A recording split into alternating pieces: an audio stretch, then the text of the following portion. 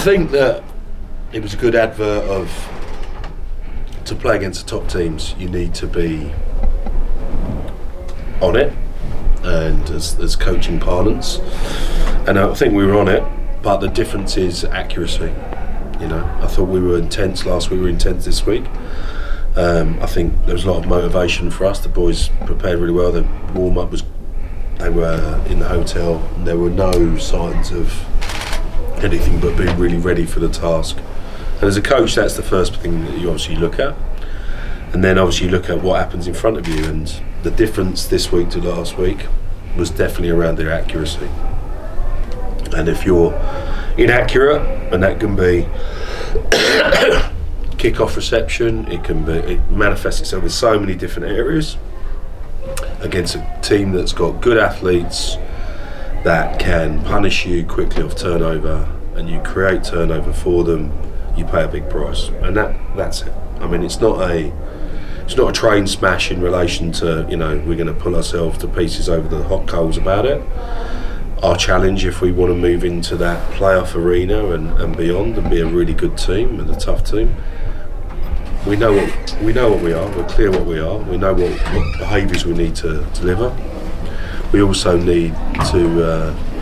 We know what we are from an effort point of view. You saw that how we chased the fourth try today. You saw that in the performance last week. You've seen that across the season if you've been watching us, wherever we've been, Lions away, for example.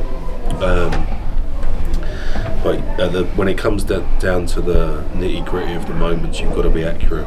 We created a lot of pressure on Stalford last week and capitalised off their inaccuracy. Bulls created a lot of pressure for us today, and they capitalised off ours, and that's the story.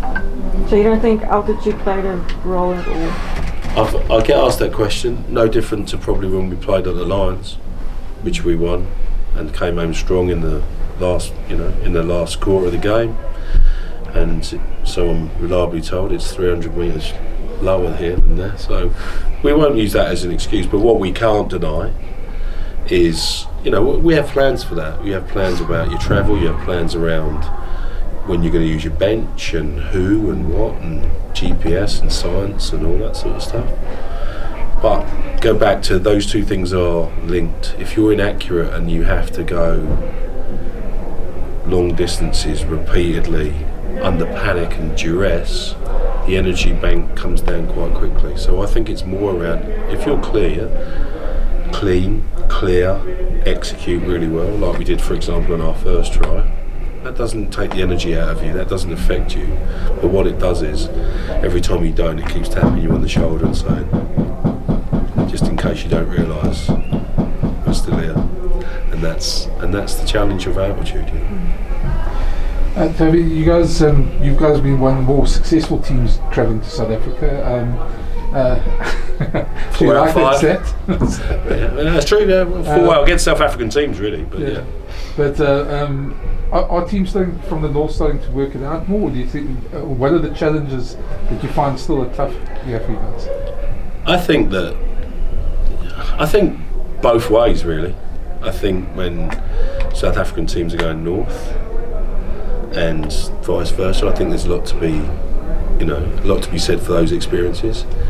I mean, if I'm Razzie, I've got the best of both worlds, right? I've got a team that plays championship down there and a domestic competition that plays up there. I can learn quite a lot about how to win, against different oppositions and styles and bits and pieces. And also, the longer you're in it, your players are more aware, so they can adapt and shift. I think it's making better rugby players. For sure, more rounded rugby players that have to understand what's happening around them and how they can have to switch. And the beauty of this competition is that you have to switch very, very quickly, and that means you've got to make sure you coach them differently, and they've got to be adaptable and not robots. They've got to make sure that they understand what they are, but what little nuances make a big difference. So I think there's probably some truth in what you say. I think that people depends on what side you bring as well. We've always got to bring our strongest side here because we want to test ourselves against the best. The especially early in that second half, it seemed almost.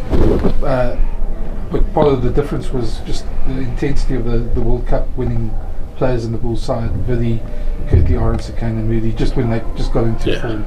I mean, again, quality's quality as well, right? So, again, if you're not doing what you want to do and you give other people of that quality what they want to do, then the chances are they look good, right? That's the reason that they are what they are. So, yeah, I think you're absolutely... I think there was... I thought that the power game was definitely evident from the Bulls. I thought they looked a powerful side. We're always going to be tough and brave, we know that. And we have to work extremely hard for the moments that we created, and then you get intercepted twice when you think, okay, we could get something out of this, and the score blows out. But I said to the team, don't worry about the score, we're chasing 4 tries here, whatever happens, and that's what we do at the Ospreys, and the game had gone for us, but as you saw, even with the last bit, we gave it a great game. In accuracy, we don't give ourselves the final shot, so it almost encapsulates itself in that play. Where does this leave you for your playoff hopes? Well, we just talked about it. We go. It's not going to get any easier if you think about our last 5 or the last 5 games of our season. Go Stormers away, Bulls away, Leinster away. So I don't think anyone in the world's going to, prescribe that as the easiest. And then obviously we have 2 Welsh derbies, which are very emotive. But we know we've got an idea in mind about, if you look historically at the table, about what you need to be into that top 8, and that would be progress. And then you see where it takes us, like we did in Europe. We won a knockout game first time ever. So I think there's an expectation or a realism about where we are and what we're doing. I'm delighted. I'm never going to sit here and criticise the effort of our group. I think they're great. I love this group. I really do. And they're an unbelievably tight group. But we've got to learn to be accurate and have the qualities when it matters, and that's part of the learning curve. Coach, it was obviously a tough and a huge effort to win in Cape Town last week against the Stormers. With that result in mind and everything that it took out of this team, was it always going to be a tough task to expect a similar performance and to try and get over the line up north in the country as well against another team in the Bulls who just came from a loss and they would have wanted to rectify their mistakes as well? 2 losses. So yeah, we knew that the bear had been poked for sure, or sorry, the bull had been poked, I should say. So isn't it your squad depth definitely gets challenged? We freshened up some of what we did because of the physical cost of what the Stormers game took out of us, and there's probably an argument around squad depth that can be put here, but we'd rather see what those youngsters can do. Morgan Morse, a young man of very junior years at 18 is going to find out a lot about that performance, because that's where he wants to be against that, playing full international rugby at some day. So I think it's all relative. Was it a game too far? I don't know, but we came here very confident in our own ability, and we're disappointed with some of the levels of accuracy, which effectively gives raps opportunity for the opposition team. And I'm sitting here going, the Bulls were class. Sometimes you just go, no, they were class.